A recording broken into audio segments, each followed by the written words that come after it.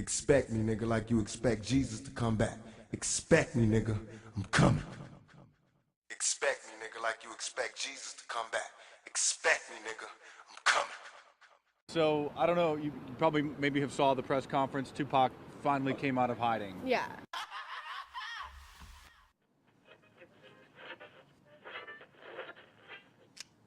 I haven't seen a car in 50 miles. You know what I just thought of, right? Kenny and Darla, You believe that story? that they had to go looking for her head. They only found the car. They never found her head.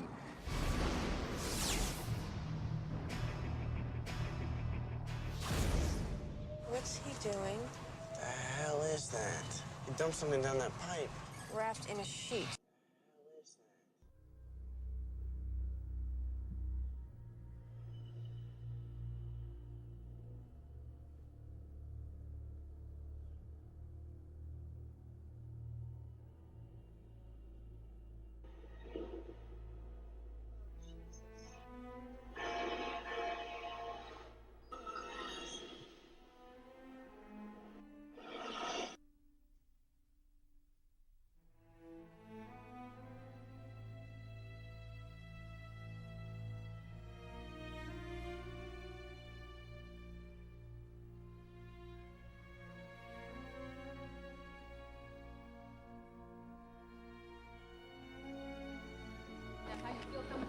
Nah, don't block my way and don't hit my lawyer.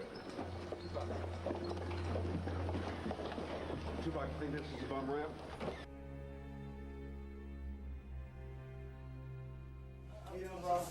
You're at a gun show in the US, so why not pick up an autograph from the killer of Trayvon Martin? Sitting quietly in a corner of the exhibition in Orlando, Florida, George Zimmerman signs photos and is ready for a chat, revealing a slice of life for the controversial figure who was acquitted of the murder and manslaughter of the black teenager last year. Apparently making this public appearance as a thank you to the owner of the gun show who supported him throughout the trial. Zimmerman was accused of racially profiling, following and shooting 17-year-old Trayvon in a gated neighborhood as he was returning from a convenience store. He claimed self-defense, and the trial shone a spotlight on Florida's Stand Your Ground law, which allows someone in fear of his or her life to use lethal force, which Zimmerman did.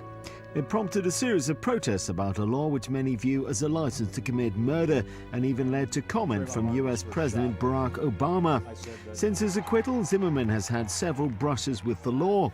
As well as being stopped twice for speeding, he was questioned by police in September after his estranged wife called authorities saying he'd threatened her with a gun. Today we met up with George Zimmerman at this gun store, asking him what life has been like since he was acquitted of murder last year. How come you stayed in Florida? Why didn't you just leave? I didn't. I went all over the United States. I met great people from here to Texas and even up north. Do you plan to stay here or do you plan to leave? I plan to go wherever the wind takes me. Why not just change your name, wear a hat, disguise yourself, and then live your life the way you want to live your life? Sure, I do disguise myself. I do wear a hat and sunglasses, etc. But I'll never change my name. I've had so much taken away from me. I'll never let someone take my name away from me. Same reason I won't leave the United States. This is my country, and I won't leave. No one's going to make me leave. Do you have any remorse? In which aspect? In what had happened on February 26th? Sure, and again, I hate to deflect, but I have to because of the Department of Justice's investigation. And what happened the night you and your girlfriend were calling 911 on each other? Again, I can't answer that. But you seem happy and you're back together again. I mean, you mean with her? I try to be as happy as I can with everybody, yes. Zimmerman wouldn't talk about his domestic dispute with his estranged wife, Shelley. He realizes his actions are being closely watched and says he still gets death threats. What's it been like since the trial for you to try and live a normal life? I think America can answer that. From what I understand, my speeding ticket was the first internationally publicized speeding ticket. So there's a tremendous amount of interest. There's a tremendous amount of everything I do is hyper-scrutinized, and I realize that, so I try to stay out of it. Zimmerman tells us he's getting treated for post-traumatic stress disorder as he goes from hotel to hotel. It is a challenge, I can tell you that much.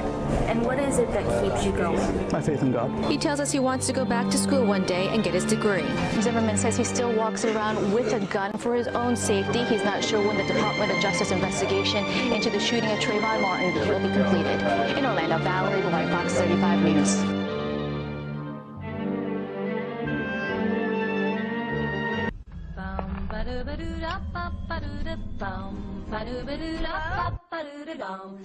Jeepers, creepers, where'd you get those peepers? Jeepers, creepers, where'd you get those eyes? Is this your idea of a little adventure? I'm just gonna look. Hello? You know the part in scary movies where somebody does something really stupid and everybody hates them for it? This is it. Every 23rd spring, for 23 days, it gets to eat. Eat. What the hell is that thing?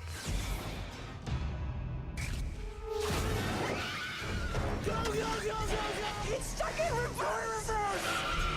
He must have 5, maybe 600 bodies down there. You've got something it likes, one of you.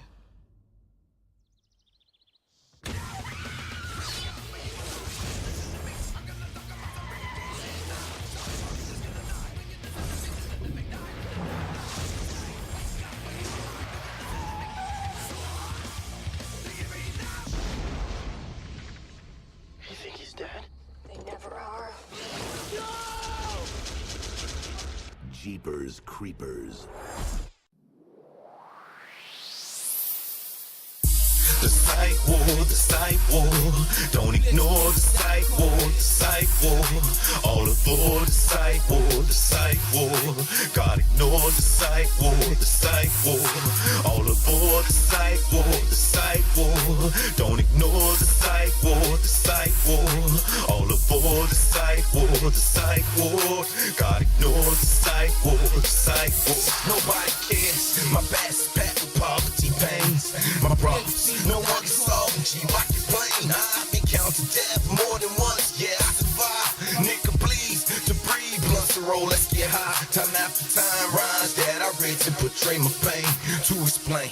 The game cuts all convicts and chains, but thug stories ain't no love for me. My cousin died, my lady lied, she left me, though I ain't surprised. Ashamed to cry, mama told me, son, there, it's alright. Most nightmares keep me from sleeping, which means I'm up all night. Can't fight fair, I beware the fact niggas are strapped. Unexpected robberies, I can't take it perhaps. If I make it unappreciated for all that I've done, I'll probably die early. Solo G, watch over my son, tell him his daddy's dead. Yet I die with a smile upon my face, thinking of my one and only child behind his gates. The psych ward, don't ignore the psych ward, all aboard the psych ward, God ignore the psych ward, all aboard the psych ward, don't ignore the psych ward, all aboard the psych ward, God ignore the psych ward, when mama said it, I would end up in the hands of paramedics, pathetic, regret it, I'm crying, but I can't let it, won't let it, take control of my mind, my body and my soul, at least what's left of the deficit, truth is never told, I preach this ever since the day I was born, what a masterpiece of blasphemy, and they say I was wrong, no one asked me, who cares about my side of the story, what's waiting out there for me, a cold world, life for me, ignore me, I'm just a little boy that cried wolf, now I'm yelling, screaming, seeing demons, the werewolf, why they nailing the savior to the cross, people, what do you think to save us, what's false, am I all alone, who's there, just me, myself, and I wanna go home, wasn't scared, just keep myself alive, for the trap aside, look in my face, I'm pissed, no wonder why I end up in a place like this. The psych ward, the psych ward. Don't ignore the psych ward, the psych ward. All aboard the psych ward, the psych ward. Gotta ignore the psych ward, the psych ward. All aboard the psych ward, the psych ward. Don't ignore the psych ward, the psych ward. All aboard the psych ward, the psych ward. Gotta ignore the psych ward, the psych ward.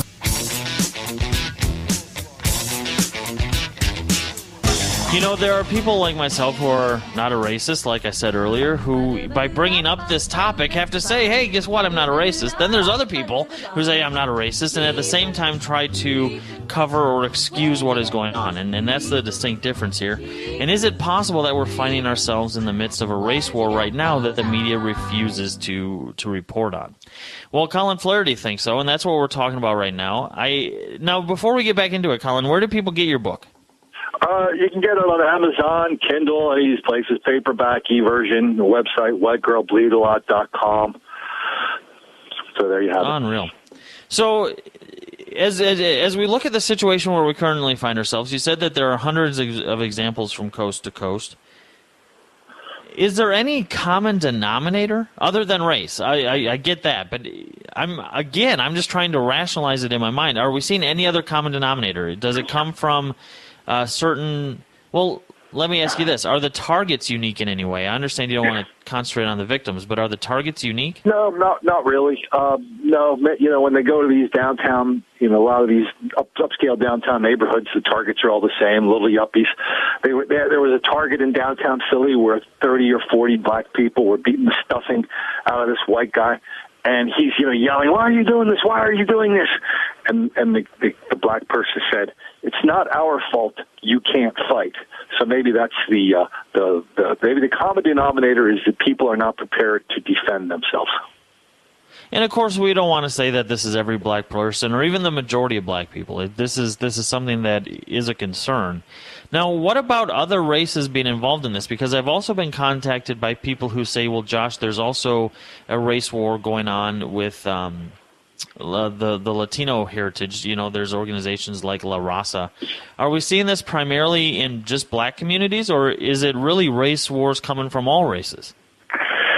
I think there is a little black on Latino violence going on out in California, but I'm not really focusing on these ancient rivalries. I'm just talking about this mob violence, the spontaneous mob violence, and that is a peculiar thing.